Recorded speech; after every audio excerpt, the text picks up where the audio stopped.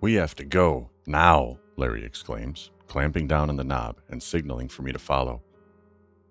I got up, grabbing the documentation book before he waved his hand backward toward the monitor as he pulled the barricaded door open.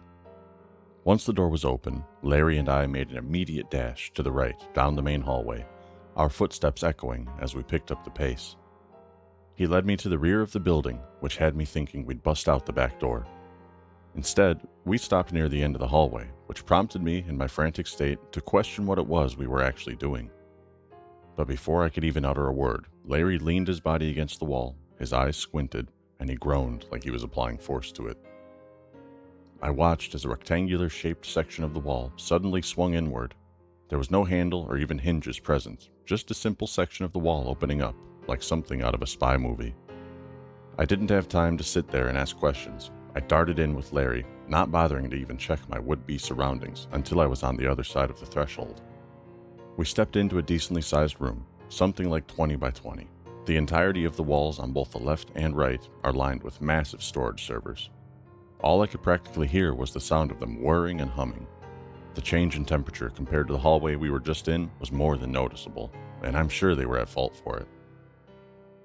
In the center and back wall sat a large desk with 4 chairs, each seemingly having its own currently shut-off monitor perfectly aligned with it. I stepped forward in order to get a closer look, looking up and catching a glimpse of a web of cords and wires running along the ceiling in a tangled mess. Larry pushed the section of the wall shut behind us, sealing us in for now. What is this?" "Somewhere that will be safe, for now." His tone came off more nervous than usual, which was understandable given the circumstances, but I couldn't help the feeling that he was still hiding something. "Are we able to use those for surveillance?" I asked, pointing to the monitors at the end of the room. "No, they just store footage that's already been saved and archived. But there is something I want to show you, something that I should have shown you by now." I look up at Larry, raising my eyebrows in an expression of suspicion. He catches on, returning my glare with one of his own. "What's with the look?" he grills. "I feel like there's something you're not telling me." "Well, you and I both know that I don't really have a choice, but now that we're in here, we can talk about whatever we want. Even if they have listening devices in here, the servers running are loud enough to cover up our voices if we keep them down."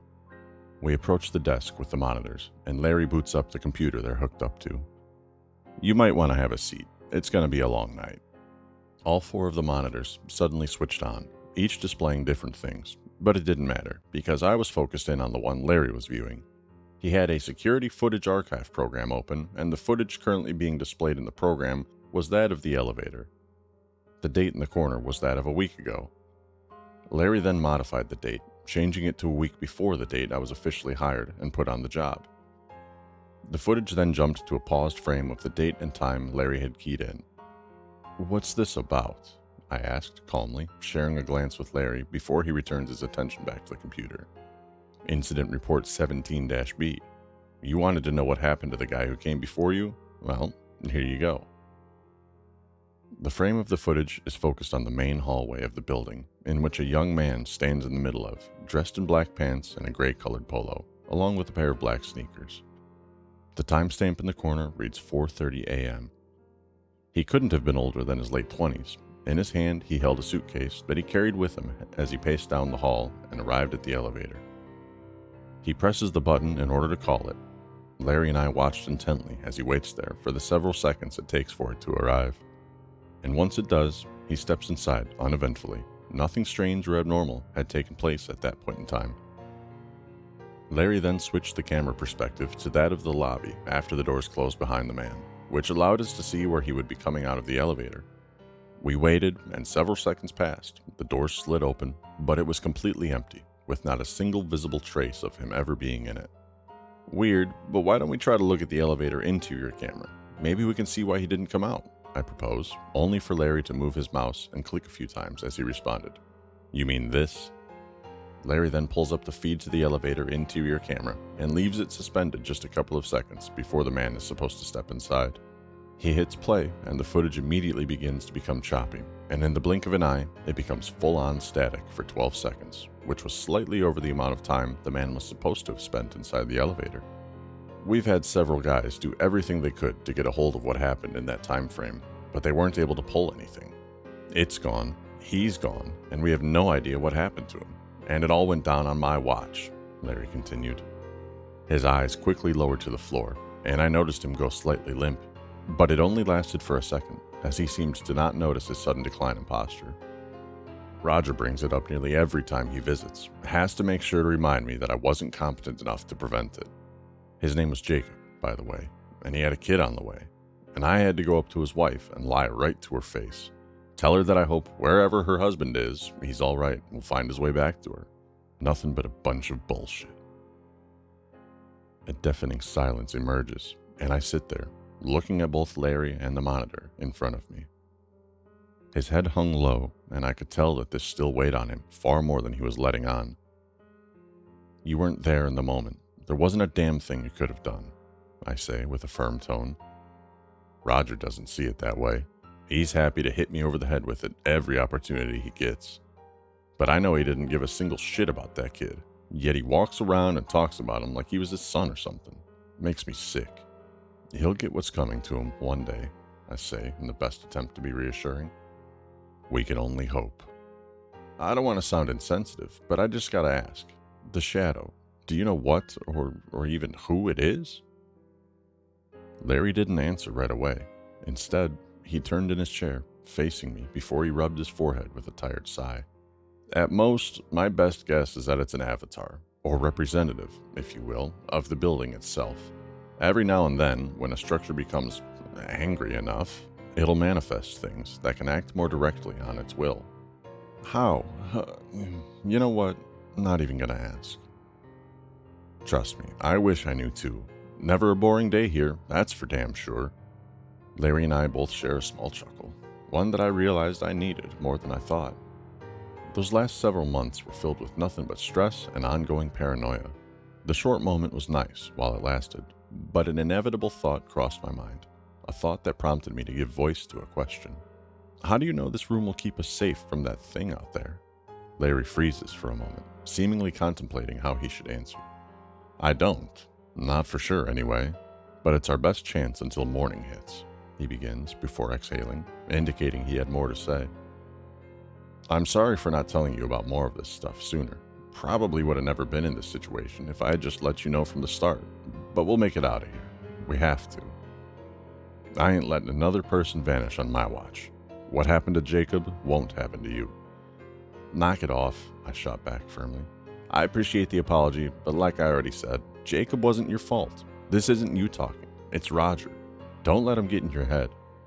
He wouldn't be able to run this place the way you do if you gave him a 200-page manual and a decade to read it. A short-lived smirk emerges on Larry's face. He and I were able to wait things out for the rest of the night. It was just about 4 a.m. before we left, and despite everything that had occurred, it was a genuinely peaceful drive home. The silence of the early morning darkness, just before the busy rush, gave me some time to think about my situation and everything Larry had told me. I know that sooner or later, things would come to some sort of confrontation between us and the higher-ups, but until then, we were going to keep working together to expose these things as best we could, or at the very least, I was. My ride home came to a halt when I pulled into my driveway. I did everything as usual, turning the car off and stepping out after gathering my belongings. However, I froze after getting a glimpse at my front door and noticing the porch light was off. This immediately put me off. I always had it set to be automatically turned on at 8:30 every night. Always. So I hesitated and took a couple steps back toward my car before unlocking it again. I opened the passenger door before reaching into the glove box to retrieve the pistol I'd bought semi-recently at the time. Figured my situation justified it. I was no gun expert, but I had it loaded with the safety on, which I quickly switched off before I approached the house.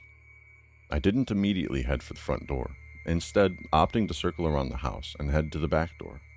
But as I crept across my yard, that feeling of being watched emerged yet again, and I snapped my head around trying to look for any sign of a presence other than myself, but was only met with nothing but the quiet night, with occasional crickets. I gripped the pistol tightly and shimmied my way along the back exterior wall of the house, and once I reached the door, I used my free hand to dig into my pocket to retrieve my keys. Cautiously unlocked the door as quietly as I could and slid inside. All the interior lights were off, just as I had expected. But I didn't want to turn them on. Not just yet. Before moving any deeper into the house, I sent a text over to Larry, letting him know I'd arrived home safe, and that I would follow up with another text in the next 30 minutes. Figured it would be best to leave some sort of paper trail, just in case. I kept quiet and gently shut the back door behind me, locking it as well. The silence in the house was deafening, and now there was nothing to break it up. Instead, I just stared off into the darkness of my own home, and a part of me felt like it stared right back. Fortunately for me, I knew how to navigate the layout in the dark. I took my shoes off and just kept my socks on in order to make my footsteps more quiet while I began to search the house. The living room, kitchen, bathroom, and cleaning closet were all secured and empty. I felt a relief unlike any other each time I found nothing in each location, which means the last thing to check was my bedroom. I maintained my light footsteps down the hall. Never did I think I would be so grateful for having carpet instead of hard flooring. But I could see nothing had changed from when I left. The door to my room was just about halfway open, which was just how I had it before leaving for work. I leaned in the door, pausing my breathing as I tried to listen for the slightest noise, but none came. I reached for the light switch next to the door and flicked it up to turn it on. But after a quick glance around, everything was just as I had left it. Not a thing out of place. Weird, I thought, before lowering my gun and placing it on my nightstand table. The house was definitely secure. Maybe it really was just a situation of me being paranoid and overthinking. But I mean, could you truly blame me? And although it hadn't been 30 minutes quite yet, I pulled out my phone and began to text Larry. I get about 2 words in before I hear something that caused me to halt, like a kid who'd just been caught sneaking out at night. A voice, one that I recognized, one that I hated. Trust me, you'd be wasting your time. You won't get it. Roger. Fucking Roger. I didn't even bother turning around or reaching for my pistol, mainly because I heard the sound of at least 3 others being chambered not far behind me, and any sudden movement would basically amount to a bloody suicide. I raised my hands in the air while still facing forward as I heard the multiple sets of footsteps approaching. Guess you just really couldn't keep sticking your nose where it didn't belong, Roger snarled. What happened to Jacob? I barked in return. Jacob? Figures Larry would have told you. I'm sure you know plenty more than that, too. We'll have to do something about that, he states with a threatening undertone. I turned around, slowly but cautiously, now facing Roger and 2 security officers dressed head to toe in black gear, both with pistols drawn at me. I kept my hands in the air as we kept talking. If you're going to put me 6 feet under, you might as well do it quick. Roger shakes his head from side to side in a mocking motion. You're more of an asset to me alive. Larry, on the other hand, well, his usefulness is starting to run dry. Roger then motions for the security officer on his left to move forward, and he does, just before pulling his arm back, cocking a fist, and throwing a punch right at my head. Everything went black before I registered any sort of impact, and I wasn't sure how much time had passed while I was out cold. But it had to have been significant, as I'd woken up in what appeared to be some sort of basement room. The walls and floor were made from concrete, with wood beams running along the ceiling. Although I wasn't sure about the exact dimensions of the expanse, it was something like 12 by 12. On the wall to my left sat a wooden ladder that led up to a wooden hatch on the ceiling. Panic started to set in once I realized it was most likely locked or blocked off, and I was trapped down here, wherever this place was. Still, I climbed the ladder and tried the hatch regardless. Even pounded on it a few times, just for good measure. Nonetheless, it appeared that I was trapped. Of course, all my belongings were nowhere to be found, and I had a pretty good feeling that I wouldn't be getting them back. In the middle of my futile escape attempt with the hatch, a faint humming sound originated from behind me. I turned and laid eyes on a chair that sat in front of a desk propped up against the opposite wall, with nothing but a monitor resting on it, which was turned on, and its screen displayed what looked to be a live feed of a room similar to mine. Concrete walls and floors, all the way down to the wood beams on the ceiling. But my heart sank into my stomach once I saw what was in the center of this mere room. In the middle of the space was a black chair, and sat on it, or rather tied down to it, was a battered and bruised Larry with a black eye and busted lip. He looked up directly at the camera, or whatever the source of the video was, almost as if he could see me. Hell, he probably could. and for the first time since I met him, he looked utterly terrified.